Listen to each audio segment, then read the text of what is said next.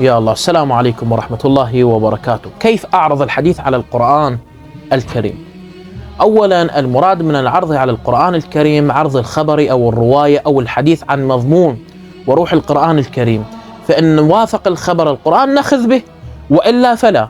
مثال ذلك إذا جاءنا خبر يقول إن الإمام ينسى أو يسهو وغير ذلك، ما علينا حينئذ إلا أن نعرض هذا الخبر على قوله تعالى: أنما يريد الله ليذهب عنكم الرجس أهل البيت ويطهركم تطهيرا، فيثبت عندنا بلا شك بلا مرية ودون شك بطلان هذا الخبر، إذ إنه معارض للقرآن الكريم الذي أثبت الطهارة المطلقة لأهل البيت أو لهم عليهم السلام، التي هي نقيض السهو والغفلة والخطأ وغيرها من الأمور.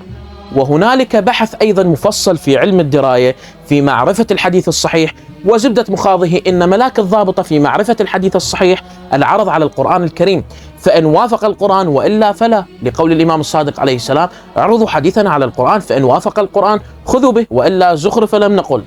وكذلك وجود القرائن المضمونية على الخبر، بمعنى إذا وجدنا أن الخبر مضمونه موافق للأخبار الأخرى التي هي صحيحة، فتكون الموافقة المضمونية كاشفة عن الصدور، أي صدور الخبر. تنبه أخي العزيز، إن الذي أوردته عليك في غاية البساطة والاقتضاب. واحتمال يسأل سائل يقول: أيهما الأفضل، نأخذ أحاديث أهل البيت بعلم الرجال أم بقواعد أهل البيت؟ اعلم أخي إن هنالك منهجان في التعامل مع الروايات. أولا، المنهج السندي، وهو الذي لا يقبل الأخبار إلا إذا كانت صحيحة سندا، وهذا ما عليه جملة من العلماء والمجتهدين منهم السيد الخوئي والسيد الصدر والسيد البورجردي وغيرهم.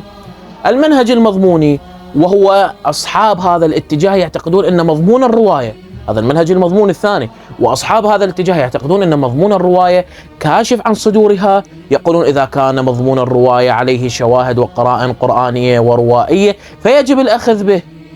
ودليلهم على هذا قول الإمام الصادق عليه السلام، يقول عليه السلام: اعرضوا حديثنا على القرآن فإن وافق القرآن فخذوا به وإلا زخرف لم نقل له. وهذا الاتجاه عليه أكثر أهل التحقيق. وبها أنك سئلت عن رأيي المتواضع، فأنا أميل إلى الاتجاه الثاني، وهو الاتجاه المضموني، أي الكاشفية للمضمون لا للسندي. وعلى هذا الرأي شيخنا أبو عبد الله المفيد عليه الرحمة. وهذه في غاية البساطة إن شاء الله. في أمان الله.